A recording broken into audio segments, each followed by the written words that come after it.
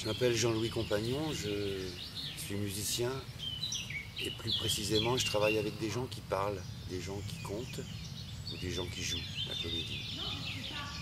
Et alors, pourquoi et comment je me retrouve ici aujourd'hui? Je pense à ça tout de suite parce que c'était tellement improbable au départ. Je viens d'un endroit et d'un milieu, comme on dit, qui était tellement loin de tout ça que c'est miraculeux de se retrouver aujourd'hui ici, à la Maison du Comédien, entouré par des artistes. Et moi, ce mot-là, quand j'étais petit, c'était un fantasme, vraiment un fantasme. J'ai passé ma vie à en rêver, voilà. Mais à en rêver comme quelque chose d'inatteignable parce que tellement lointain. Et puis voilà, ça s'est fait, quoi. Ça s'est fait, j'en reviens toujours pas. Ouais, j'ai eu de la chance, quoi. Et j'en ai toujours parce que je travaille avec des gens que j'aime profondément, dont j'aime profondément le travail, et puis la personnalité, l'humanité.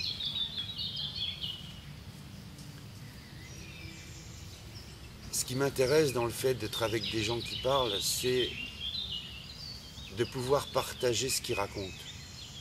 Mais de le partager pour de vrai, c'est-à-dire que j'ai l'immense prétention de croire que moi aussi je raconte quelque chose quand je joue avec eux, quoi. Alors même si c'est une immense prétention, c'est aussi le moteur de mon envie de faire ça, profondément. Ce qui m'intéresse beaucoup dans cette pratique-là, dans ce partage, c'est l'idée des espaces, de prendre les espaces, de partager les espaces et de construire une respiration avec des apnées, avec des soupirs. Et en fait, quand je cause de ça, je rêve d'une grande épure où j'aurais presque à ne pas jouer pour être musical, quoi. Un peu bizarre, hein, de dire ça, mais j'en rêve, ouais. Donc voilà comment j'habite cette pratique, quoi, et comment elle m'habite aussi. Et quand il s'agit de devoir écrire, parce qu'il m'arrive aussi d'écrire, ou de devoir trouver des musiques, j'aime bien parler de ma mise en route. Parce qu'il faut se mettre en route, quoi. Enfin, moi, j'ai besoin de me mettre en route. De me mettre en route avant d'être avec l'instrument à chercher ou avec le crayon pour écrire. Et ma mise en route, elle est un peu ritualisée. C'est-à-dire que où j'habite, il y a un chemin qui part derrière la maison et qui va jusqu'à la Talle. La Talle, c'est un endroit où j'allais quand j'étais petit. Mais j'y allais de l'autre côté parce que j'habitais au sud de la Talle, maintenant j'habite au nord de la Talle.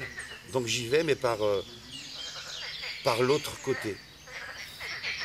Et tout le temps de ma marche pour aller jusqu'à la Talle, je me nourris de ce qui va me mettre en route. Me mettre en route, c'est-à-dire me rendre disponible à la recherche.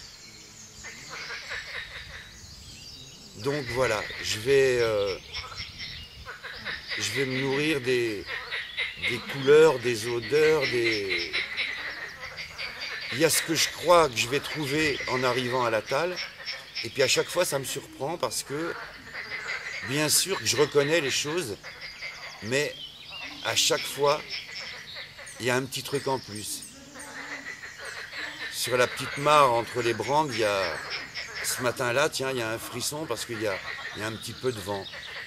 Il y a la lumière rasante du soleil qui coupe les moutons en deux. Voilà, des choses comme ça. Et quand je reviens, là, je peux m'y mettre. Et en fait, quand je disais tout à l'heure, pour commencer, que je viens d'un milieu très très éloigné d'où je suis en ce moment, c'est pas tout à fait vrai. Parce que je crois que j'avais la même contemplation quand j'étais petit et le même besoin de me charger de tout ça. Et en fait, quand je joue ou quand j'écris, c'est tout ça que je raconte. C'est tout ça que je raconte. C'est à la fois essentiel et banal. Voilà. C'est tout ça que je raconte, et puis sans doute aussi, je ne peux pas oublier que ma mère chantait toujours. Toujours, toute la journée. Au point qu'elle a fait des disques ethno à l'époque. Il y avait des ethnologues ou des ethnographes qui venaient la voir pour graver sur la galette tout ce qu'elle savait, tout son répertoire qui était immense. Nous, on se demandait vraiment pourquoi qu'il y a des gens qui s'intéressaient à ce répertoire-là. Nous, on jouait au foot, on était un peu loin de tout ça. Et quand j'y pense aujourd'hui, je me dis que ça, c'est une nourriture aussi extraordinaire.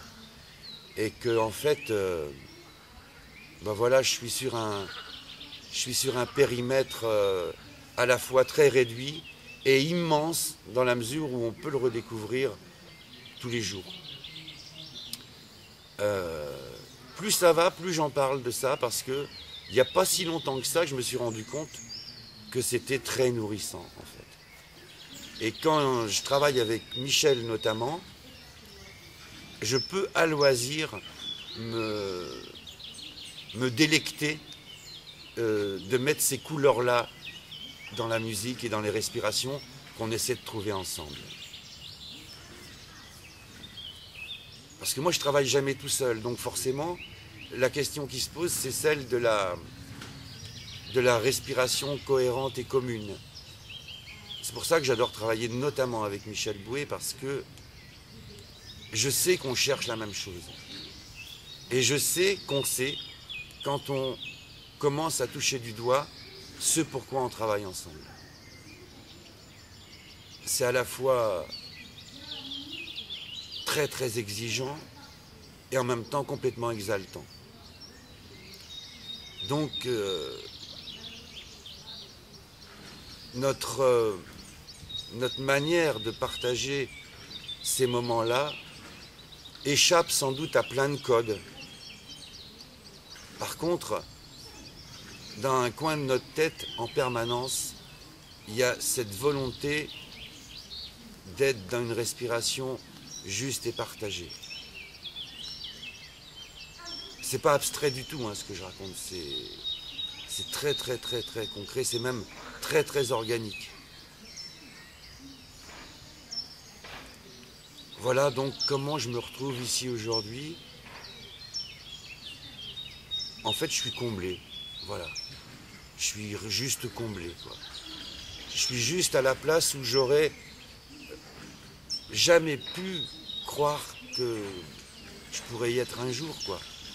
Et ça m'émeut. Ça m'émeut beaucoup. Ça me fait plaisir. D'autant plus que cet endroit-là m'a permis de rencontrer des gens magnifiques, qui ont des pratiques très très éloignées de la mienne, mais en même temps cette espèce de quête, oui, de chemin